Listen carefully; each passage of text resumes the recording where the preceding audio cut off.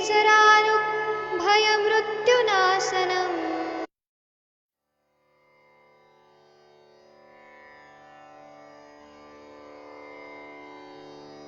ॐ नमामि धन्वन्तरिमादिदेवम् सुरासुरैर्वन्दितपादपद्मम्।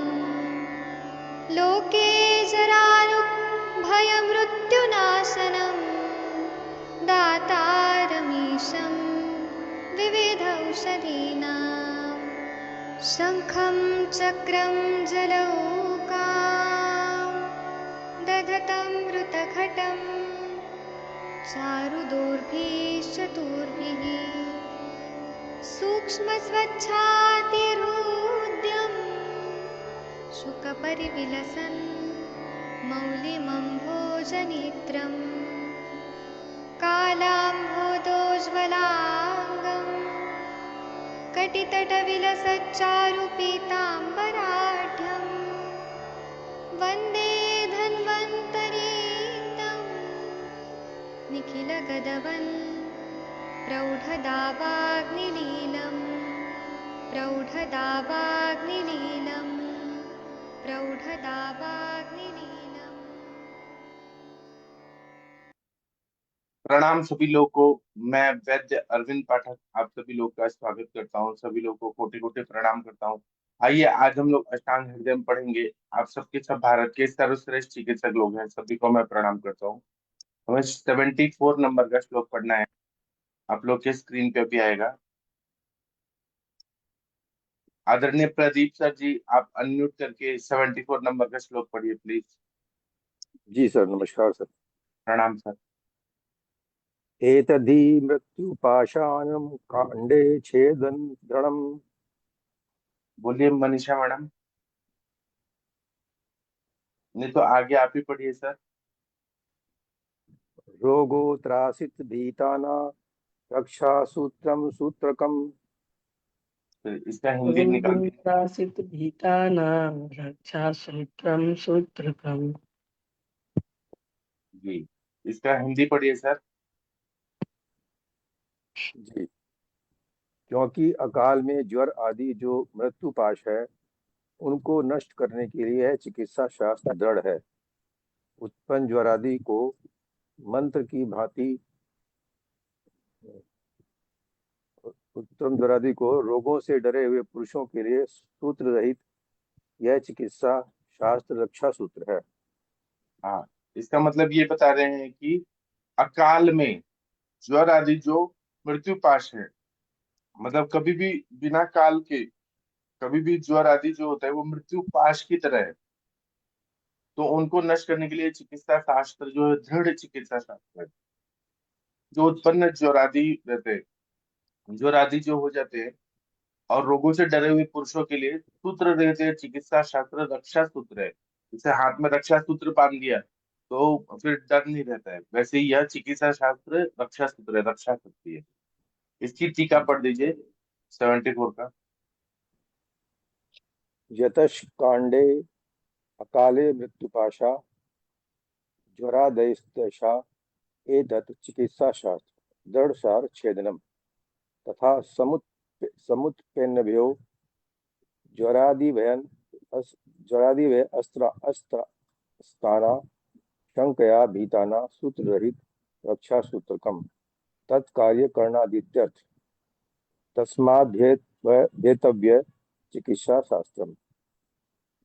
तो ये बोल रहे हैं ये तो क्या कांडे, मतलब अकाल। अकाल में जब मृत्यु आने का डर रहता है, मृत्यु पाशा ज्वरादेश देशा, ज्वर आदि जो बीमारियां हो जाती हैं। जैसे कोविड के टाइम पे कितने लोगों को बुखार आ रहा था और मृत्यु हो रही थी। ज्वर इस तरह से भयंकर भयंकर आ रहा था उस टाइम पे। तत् चिकित्सा शास्त्र दृढ़ सार छेदनम। तो चिकित्सा शास्त्र जो है, आयुर्वेद का चिकित्सा शास्त्र है, ये दृढ़ है, उसको नष्ट करने के लिए सामर्थ्य रखता है। तथा समुत्पन्न ज्वरास्तिस भयस्तानाम शंकया भीतानाम सूत्र रक्षा सूत्रकम। तो ये समुत्पन्न, जो उत्पन्न हुआ ज्वर आदि जो भयंकर बीमारी है और जो रोगी डर जाता है, उनके लिए सूत्र रहती है, रक्षा सूत्र है। तत्कार्य कारण द्वितीय था। ये कार्य कारण यहाँ पे ये अर्थ बताया है। तस्मात् धेतव्य चिकित्सा शास्त्र, मतलब वहां पे चिकित्सा शास्त्र के बारे में ही ये बताया गया है। 75 नंबर का श्लोक आदरणीय मनीषा मैडम आप पढ़ दीजिए प्लीज। ये सब प्रणाम प्रणाम सभी को। जी।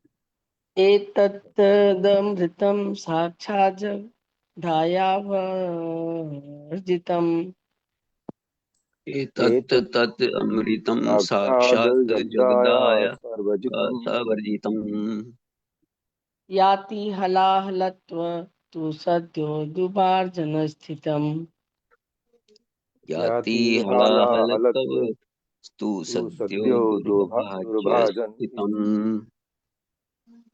क्या हिंदी पढ़ते हैं?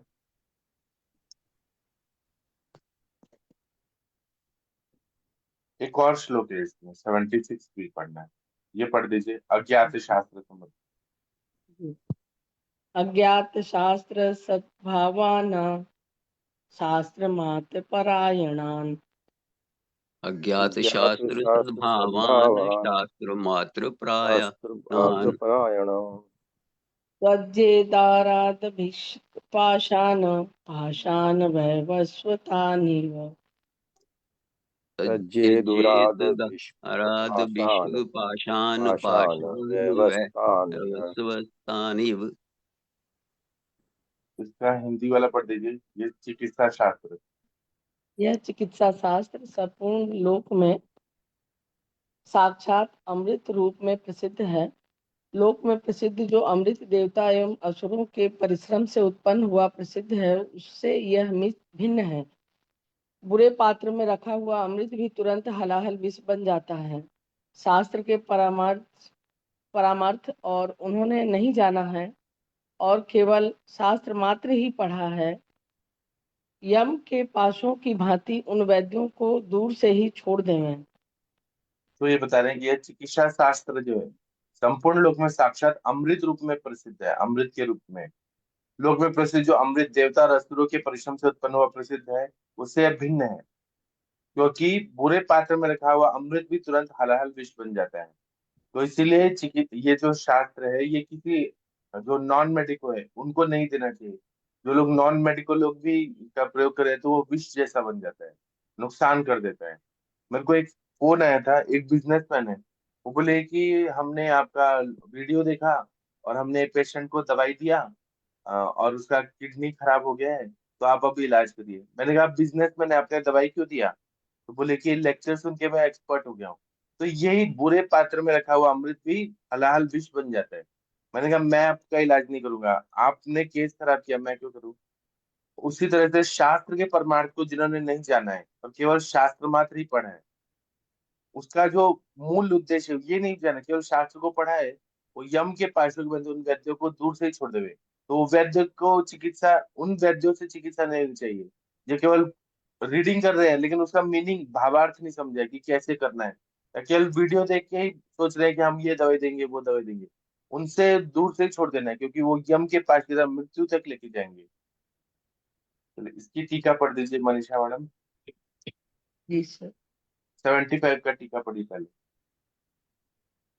तथेतत् चिकित्सा शास्त्र तत् सकल लोक प्रसिद्ध साक्षात स्वरूपेण अमृत मृत्युजय त लोक प्रसिद्ध जगत सुरासुर रूपस्य अया सादुत्पन्न क्षीरोदत मथन काले तेन वर्जितमिदम् अमृतपि दुर्भाजन स्थितं सद्यो शीघ्रमेव विषत्व याति तद्वे दुर्भाजनम दर्शयति।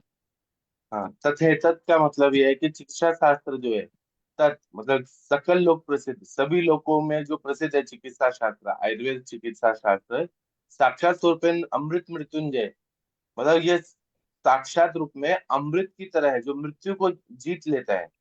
तत् यह लोक प्रसिद्ध जगत सुरासुर रूपस्य आयस उत्पन्न सूर्य मथन काले, तो ये लोक प्रसिद्ध जो सुर असुर के समुद्र मंथन से जो उत्पन्न जो दूध से जैसे उत्पन्न मक्खन होता है वैसे ही अमृत की तरह ये उत्पन्न है। तेन वर्जित मिदम, तो यह मतलब इतना अच्छा है, अमृत के समान है। अमृत में भी दुर्भार्जन सतम सज्जा शिव विषत्व याति। अमृत भी अगर कुपात्र में रखा है दुर्भार्जन स्थित, तो शीघ्र रूप में विषत्व याति, विष की तरह हो जाते हैं। तथा दुर्भार्जनम दर्शयति, उसी को दुर्भार्जन मतलब कुपात्र को बारे में बता रहे हैं कि कुपात्र क्या होता है। चलिए, इसका आगे का ये पढ़ दीजिए।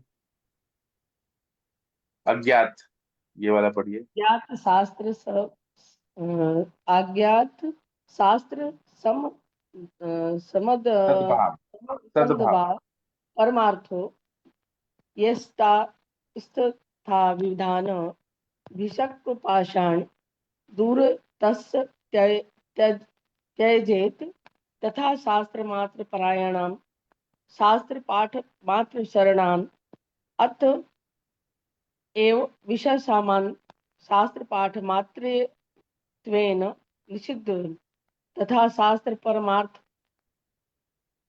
नवबोधाश्च विषत्वं कानीव वैवस्वत्वान् समसंबंधिन पाषाण्यता इति तावद् संपूर्णान् सम्यभिषक् श्लाघमानो ब्रूते।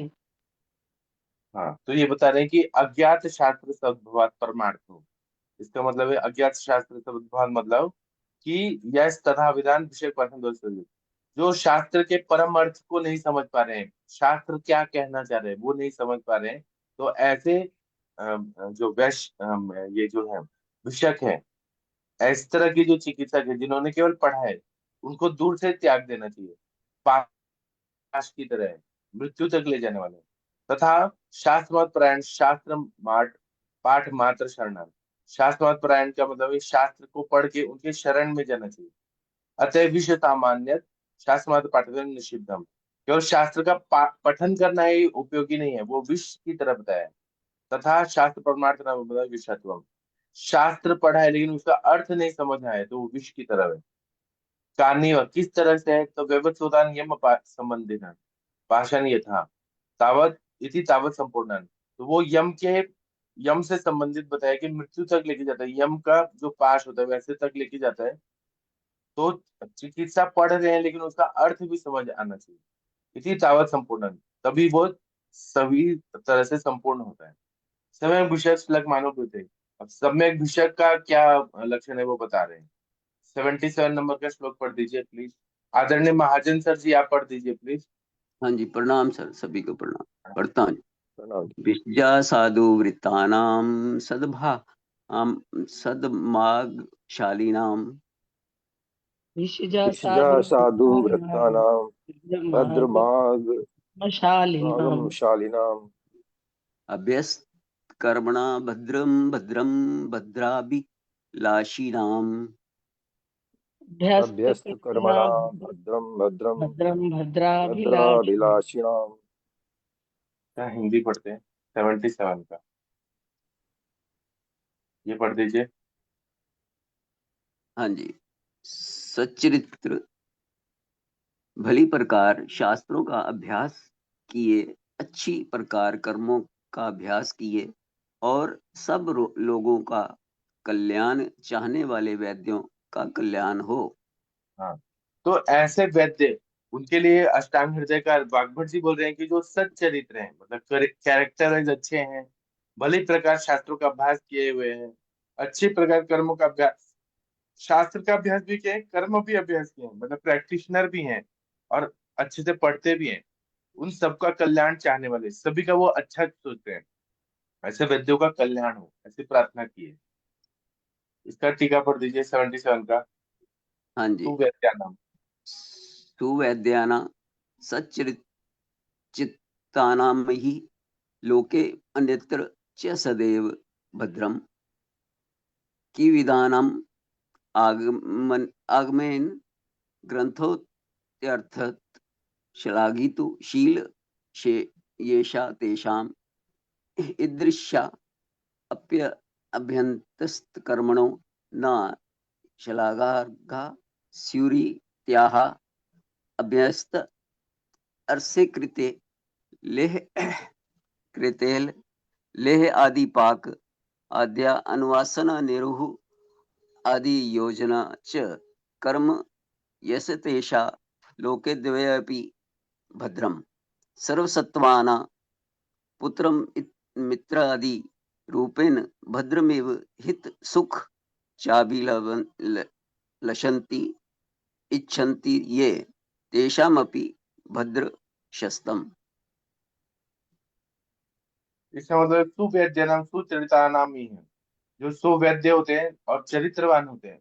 लोके अन्यत्र च सदैव भद्रम, हमेशा जगत में हमेशा अच्छे होते हैं।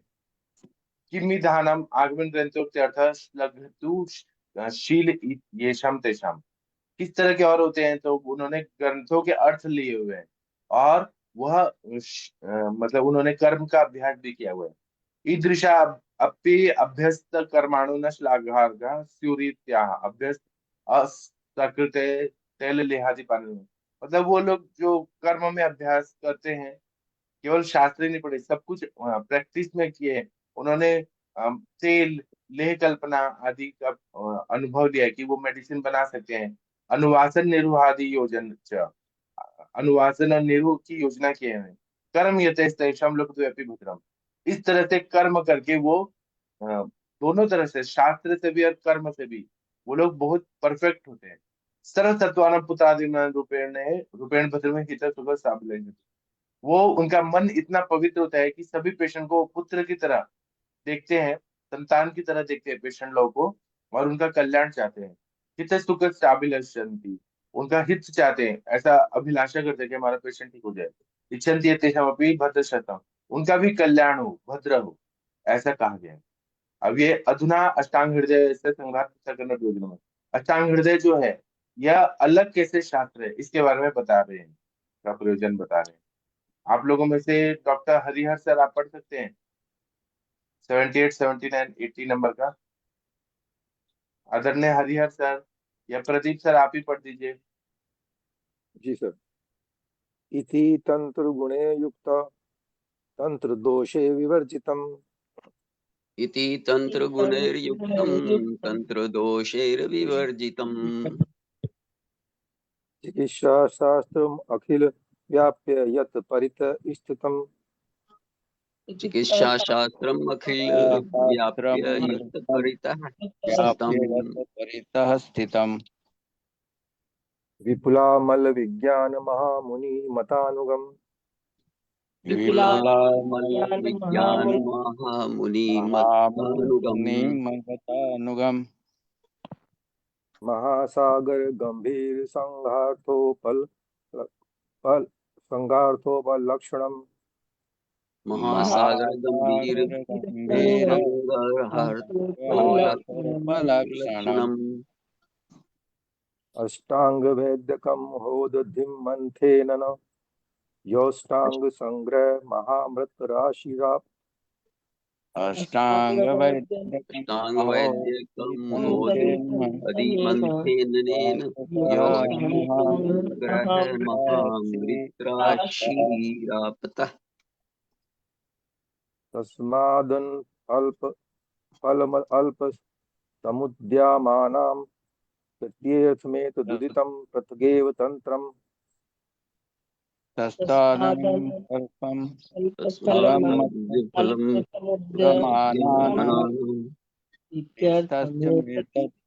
दुदितं पृथगेव तंत्रम।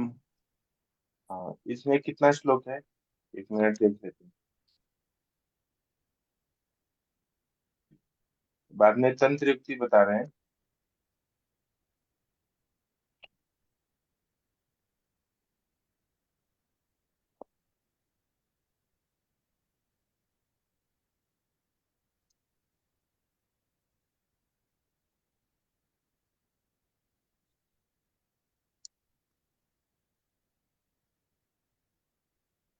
शायद ये लास्ट ही श्लोक है, इसके बाद में तंत्र युक्ति वगैरह बताया।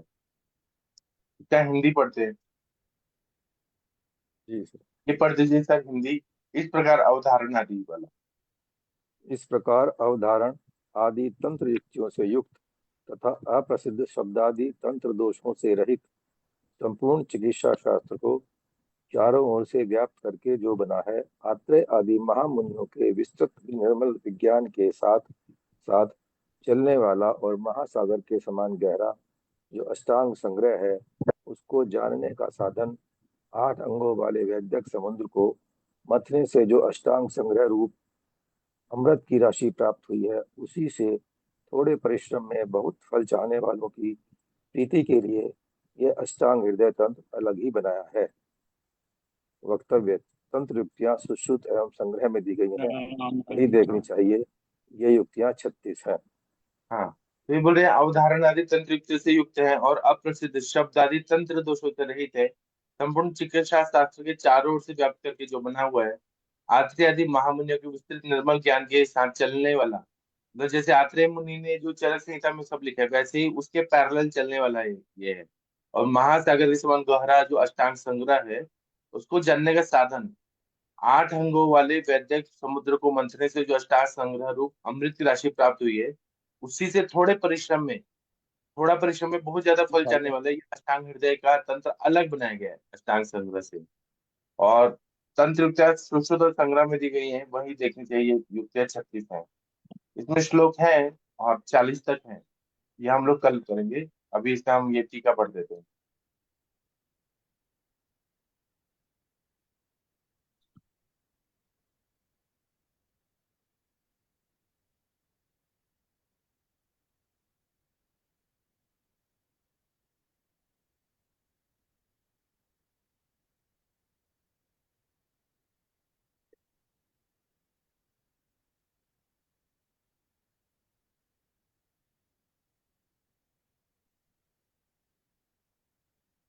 ये टीका पढ़ दीजिए, तंत्र ते धार्य थे, ये वाला सर।